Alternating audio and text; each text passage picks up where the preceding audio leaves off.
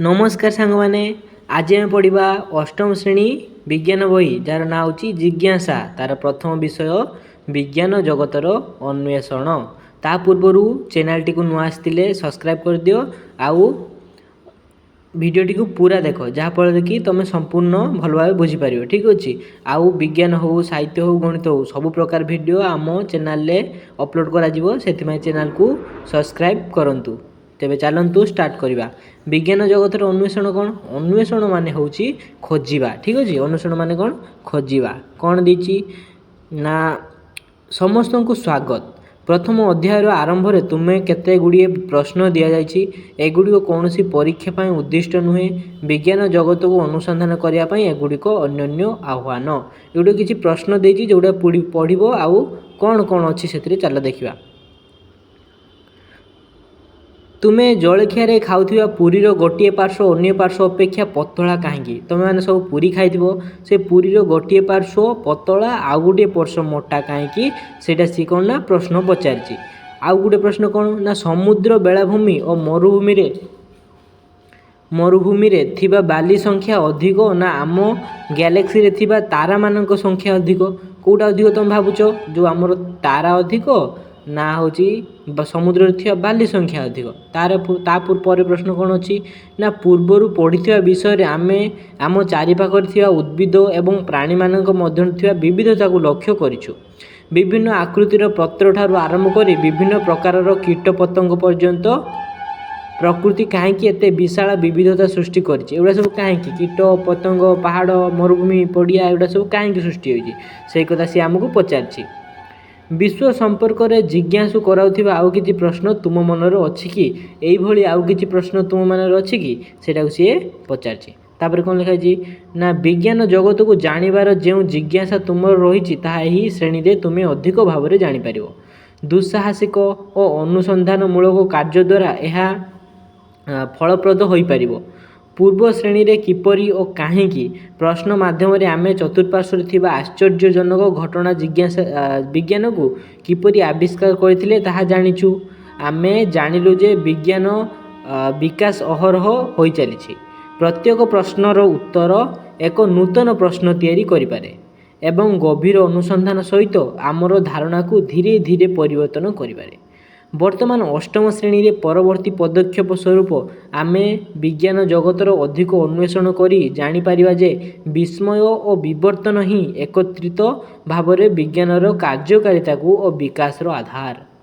ठीक अच्छे केवल नूतन तथ्य शिखा नुहे बरं तथ्य को खोली बाहर करवा एवं श्रेणी ने आमर उद्देश्य कौन ना नुआ नुआ जिनस जानिबा तार कारण जानिबा एटा होची अष्टम श्रेणीर विज्ञान बहीर मूल उद्देश्य है।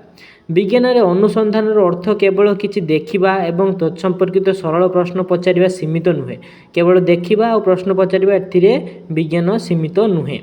वर्तमान तुम्हें अधिक सुचिंतित प्रश्न पचारि पारिबो एवं सही प्रश्न गुड़िकर उत्तर देवाई सरल परीक्षण करिवार उपाय प्रस्तुत करि पारिबो एवं तापरे तुमर बोधगम्यता उन्नत करने पर्यवेक्षण मध्य करि पारिबो।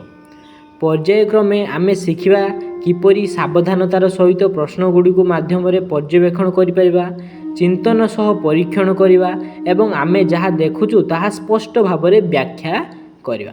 एहिपरि एमिति करिबा द्वारा तुमे माने केवल शिक्षार्थी नुहे बरं अनुसंधानकारी कुनी वैज्ञानिक हेबो एवं वास्तव में विश्व रे थिबा द्वंद्व गुड़िकर अनुसंधान करिबो। तुमर एही यात्रा दैनंदिन जीवन आरंभ होई विश्वर बड़ बड़ रहस्य को भेद करिपारिबो। जेपरिक चकटा अटा गुला किछि समय पर कहीं सुखी जाए विश्वर उष्णतार परिवर्तन कहीं हेउची इत्यादि। विज्ञान आम सब यही सब जापर कहीं होची किपरि होची एगुड़ी आम जापर यार कारण खोजा जाए आम विज्ञान को अनुसंधान करिपारिबा। जेतेबेले तुमे एही बहीर प्रत्येक पृष्ठा पढ़िबो आमे आशा करछु जे एही पृष्ठा गुडी को आकर्षणीय डिजाइन लक्ष्य करथिबो एथर जो हमर नुआ बही आछि तार डिजाइन गुडी सब अलगा तुमको आकर्षणीय लागियो। ठीक अछि बाम पृष्ठा तले तुमे एक मूलर प्रतिछवि पाइबो जहाँ गभीर ज्ञान दृढ़ भित्तिभूमिर प्रतीक अटे और यह आमको आमर परिवेश परंपरा सांस्कृतिक और प्राकृतिक ऐतिह्य सहित जोड़ी रखे। ଡାହାଣ ପୃଷ୍ଠାର ଉପରେ କୋଣରେ ତୁମେ ଆକାଶରେ ଉଡ଼ୁଥିବା ଏକ ଗୁଡ଼ିର ଚିତ୍ର ଦେଖିବ, ଯାହା ଆମକୁ ମନେ ପକାଇ ଦିଏ ଅଜାଣକୁ ଅନୁସନ୍ଧାନ କରିବାକୁ ହେଲେ ଜିଜ୍ଞାସାର ସହ ଉଡ଼ିବାକୁ ପଡ଼ିବ। ସବୁ କାମ କରିବାକୁ ହେଲେ ଆମକୁ ଜିଜ୍ଞାସା ଦରକାର, ଜିଜ୍ଞାସା ସହିତ କାମ କରିବାକୁ ପଡ଼ିବ। ଏକତ୍ରିତ ଭାବେ ଏହି ଦୁଇଟି ପ୍ରତୀକ ମୂଳ ଏବଂ ଗୁଡ଼ି ତୁମକୁ ପ୍ରକୃତ ପର୍ଯ୍ୟବେକ୍ଷଣ କରିବାକୁ ଉତ୍ସାହିତ କରିବ, ଯାହା ତୁମର ଧାରଣାଗୁଡ଼ିକୁ ନୂତନ ଦିଗନ୍ତ ଆଡ଼କୁ ଯିବାକୁ ମାର୍ଗ ଦେଖାଇ ଦେବ। ମନେ ରଖ, ବିଜ୍ଞାନରେ ଅନୁସନ୍ଧାନ ସେତେବେଳେ ସର୍ବୋତ୍ତମ ଫଳପ୍ରଦ କରେ ଯେତେବେଳେ ଆମେ ସ୍ୱାଧୀନ ଭାବରେ ସୃଜନଶୀଳ ଚିନ୍ତାଧାରା ସହିତ ସତର୍କ ପର୍ଯ୍ୟବେକ୍ଷଣ କରିବା। ବିଜ୍ଞାନକୁ ଆମେ ସେତେବେଳେ ଜାଣିପାରିବା ଯେତେବେଳେ ଆମେ ତାକୁ ବହୁ ଶାନ୍ତିର ଡିସିପ୍ଲିନ ସହିତ ପର୍ଯ୍ୟବେକ୍ଷଣ କରିବା। ଠିକ୍ ଅଛି। ତାପରେ ଏହି ବର୍ଷ ଆମର ଅନୁସନ୍ଧାନକାରୀ ଦୁଃସାହସିକ କାର୍ଯ୍ୟ ସୂକ୍ଷ୍ମ ଜୀବାଣୁଠାରୁ ଆରମ୍ଭ କରି ଗ୍ରହମାନଙ୍କ ସ୍ଥିତି ପର୍ଯ୍ୟନ୍ତ ନେଇଯିବ, ଯାହାକୁ ଆମେ ଏଡ଼ାଇ ପାରିବା ନାହିଁ। ଜଳର ଏକ କ୍ଷୁଦ୍ର କଣିକାର ପରୀକ୍ଷାରୁ ଆମେ ଏହା ଆରମ୍ଭ କରିବା। ଠିକ୍ ଅଛି।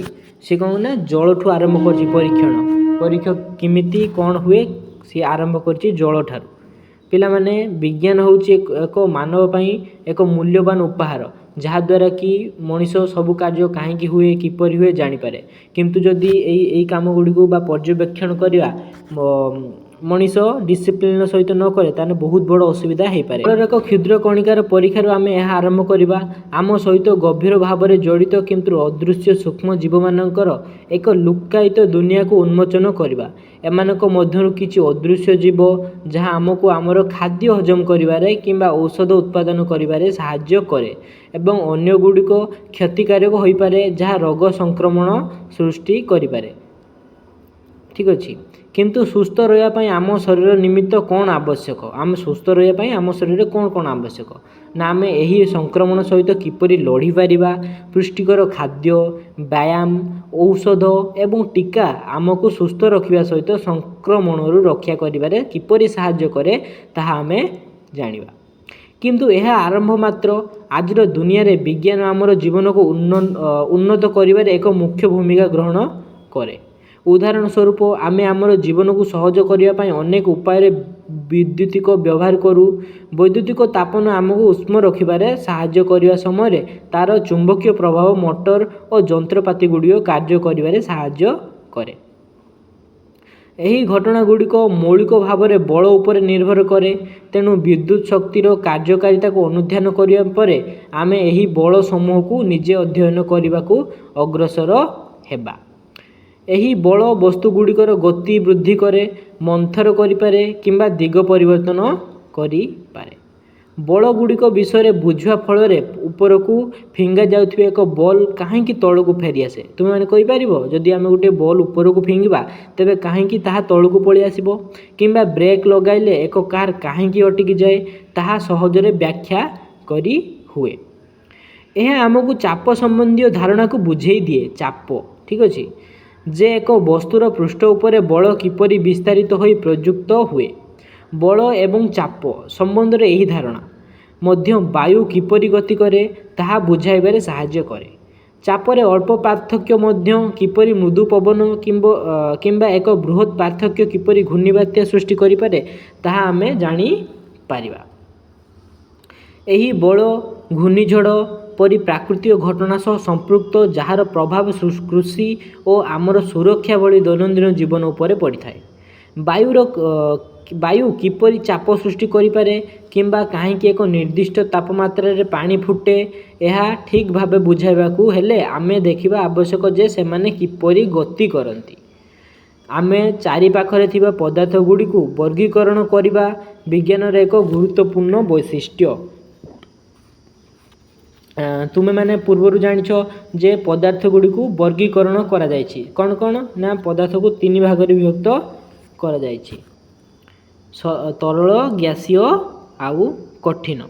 ପଦାର୍ଥ ଗୁଡ଼ିକୁ ଯଥାକ୍ରମେ ମୌଳିକ, ବିଶୁଦ୍ଧ ପଦାର୍ଥ, ଯୌଗିକ କିମ୍ବା ଅଧିକ ଉତ୍ପାଦନ ଯାହା ଏକ ବାନ୍ଧି ହୋଇ ରହିବ, ଏବଂ ମିଶ୍ରଣ ଉତ୍ପାଦନ ଗୁଡ଼ିକୁ ଭୌତିକ ଭାବରେ ପୃଥକ୍ କରାଯାଇପାରିବ।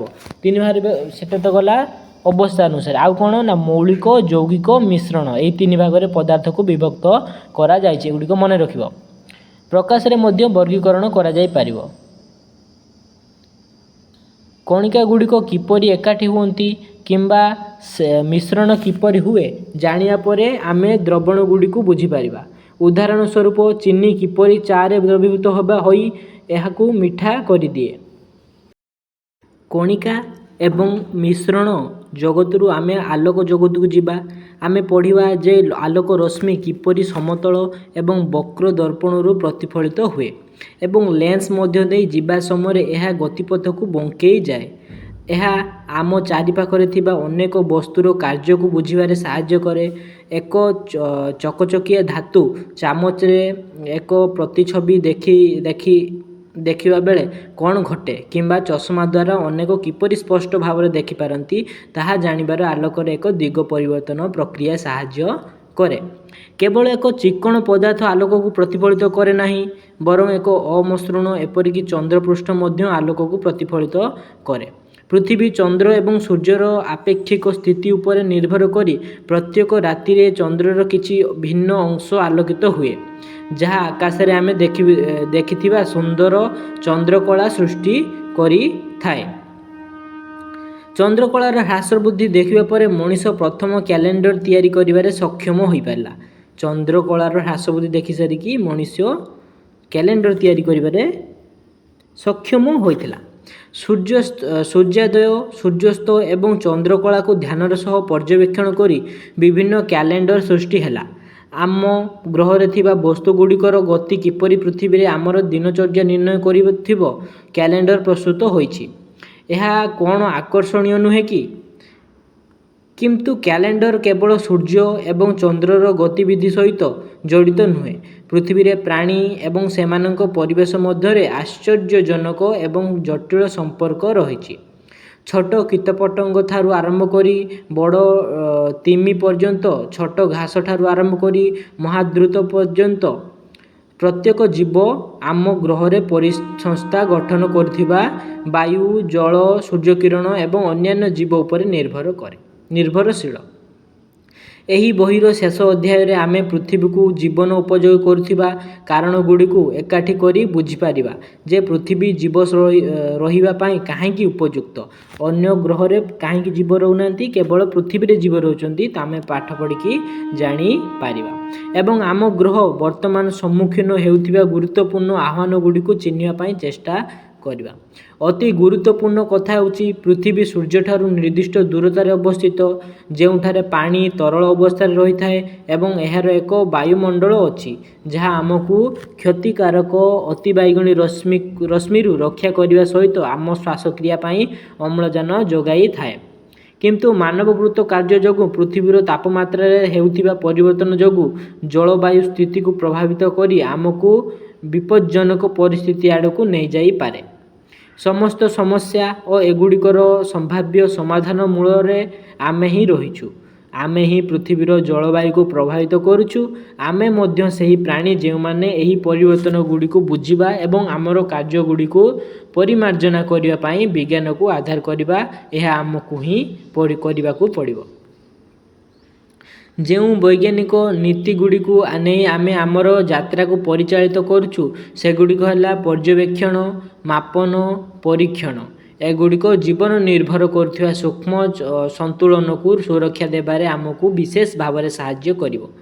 ଆଗାମୀ ଦିନରେ ଆହ୍ୱାନଗୁଡ଼ିକ ସର୍ବଦା ସହଜ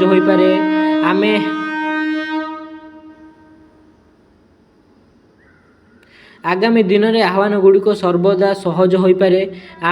ଆମେ ଆଶା କରୁଛୁ ଯେ ତୁମମାନଙ୍କ ମଧ୍ୟରୁ କେତେକ ଏହି ଜିଜ୍ଞାସାକୁ ମାର୍ଗଦର୍ଶକ ଭାବେ ଗ୍ରହଣ କରି ଏହି କଷ୍ଟକର ସମସ୍ୟାଗୁଡ଼ିକର ସମାଧାନ କରିବାକୁ ଚେଷ୍ଟା କରିବ।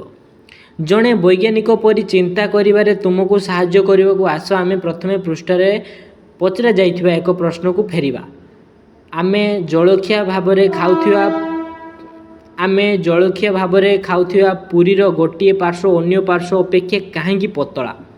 ପ୍ରଥମତଃ ମନେରଖ ଯେ ବିଜ୍ଞାନ ସବୁଠାରେ ରହିଛି। ତୁମେ ସରଳ ପରୀକ୍ଷଣ କରିବା ପାଇଁ ଏକ ସୁନ୍ଦର ପ୍ରୟୋଗଶାଳାର ଆବଶ୍ୟକ ନାହିଁ। ଘରେ ତୁମର ରୋଷେଇ ଘର ମଧ୍ୟ ପର୍ଯ୍ୟବେକ୍ଷଣ ଏବଂ ପ୍ରଶ୍ନ ପଚାରିବା ପାଇଁ ଏକ ସୁନ୍ଦର ସ୍ଥାନ ତୁମକୁ କେବଳ କୌତୂହଳ ସତର୍କତାର ସହିତ ପର୍ଯ୍ୟବେକ୍ଷଣ ଏବଂ ପରିଚାଳିତ ଆବଶ୍ୟକ ଯେ ଯଦି ଏଭଳି ହୁଏ ତେବେ କ'ଣ ହେବ। ତୁମେ କ'ଣ ଲକ୍ଷ୍ୟ କରୁଛ ଯେ ଗରମ ତେଲରେ ରଖିଲେ ପୁରୀ କିମ୍ବା ପରଟା କିପରି ଫୁଲିଯାଏ। କ୍ରିୟା ରୁଟି ସିଧାସଳଖ ଉପରେ ରଖିଲେ କାହିଁକି ଫୁଲିଯାଏ। ବେଲୁନ୍ ଫୁଲିବା ପାଇଁ ଆମେ କ'ଣ କରିପାରିବା। ଏଗୁଡ଼ିକ ଗୋଟିଏ ପାର୍ଶ୍ୱ ଅନ୍ୟ ପାର୍ଶ୍ୱ ଅପେକ୍ଷା ପତଳା କାହିଁକି ହେଉଛି। ଏଭଳି ପ୍ରଶ୍ନ ଜଣେ ବୈଜ୍ଞାନିକ ପଚାରିପାରେ ଏବଂ ତୁମେ ମଧ୍ୟ ପଚାରିପାରିବ। ଆସ ଦେଖିବା କିପରି ଆମେ ଏକ ସରଳ ଦୈନନ୍ଦିନ ଘଟଣାକୁ ଜଣେ ବୈଜ୍ଞାନିକ ପରି ଅନୁସନ୍ଧାନ କରିପାରିବା। ପ୍ରଥମେ ଆମେ ଏକ ବିଜ୍ଞାନ ଭିତ୍ତିକ ପ୍ରଶ୍ନ ପଚାରିବାକୁ ଚେଷ୍ଟା କରିବା। କେଉଁ କେଉଁ କାରଣ ଯୋଗୁଁ ପୁରୀ ବେଲୁନ୍ ଭଳି ଫୁଲି ଉଠେ। ଏହାର ଉତ୍ତର ଦେବା ପାଇଁ ଆମେ କିଛି ସରଳ ପରୀକ୍ଷଣ କରିବାକୁ ଚାହିଁବା। ସେଥିପାଇଁ ଆମେ ଦୁଇଟି ମୁଖ୍ୟ ଜିନିଷ ଖୋଜିବାକୁ ଚେଷ୍ଟା କରିବା। ଆମେ ପରୀକ୍ଷଣ କରିବା ସମୟରେ କ'ଣ ସବୁ ପରିବର୍ତ୍ତନ ଓ ନିୟନ୍ତ୍ରଣ କରିପାରିବା ଏବଂ ପରୀକ୍ଷଣ ସମୟରେ ହେଉଥିବା ପରିବର୍ତ୍ତନ କି ପାର୍ଥକ୍ୟ ଆସୁଛି ତାହା ନିରୀକ୍ଷଣ କରିବା। ଏ କ୍ଷେତ୍ରରେ ଆମେ ବୋଧହୁଏ ଚକଟା ଯାଇଥିବା ଅଟାର ମୋଟେଇ ଏବଂ ଆକାର ପରିବର୍ତ୍ତନ କରିବା ବିଷୟରେ ଚିନ୍ତା କରିପାରିବା। ଆମେ ବିଭିନ୍ନ ପ୍ରକାରର ଚୂନା ଅଟା ମଇଦା ଇତ୍ୟାଦି ବ୍ୟବହାର କରିପାରିବା। ଛାଣିବା ସମୟରେ ଗରମ ତେଲର ତାପମାତ୍ରା ପରିବର୍ତ୍ତନ କରିପାରିବ କିମ୍ବା ମଇଦା ଗୁଳା ଗୁଡ଼ିକ ଏହି ତେଲ ଭିତରେ ବିଭିନ୍ନ ଉପାୟରେ ଯଥା ଲମ୍ବ ଭାବରେ କିମ୍ବା କରେଇ ଏକ ପାର୍ଶ୍ୱରୁ ଖସାଇ କିମ୍ବା ଧୀରେ ଧୀରେ ପକାଇ ପାରିବ। ଏହି ଉପାୟରେ ଆମେ ବିଭିନ୍ନ ଉପାୟରେ ନିୟନ୍ତ୍ରଣ କରିପାରିବା। ତଥାପି ପରିବର୍ତ୍ତନ ଗୁଡ଼ିକୁ ବୁଝିବା ଆମକୁ ଏହା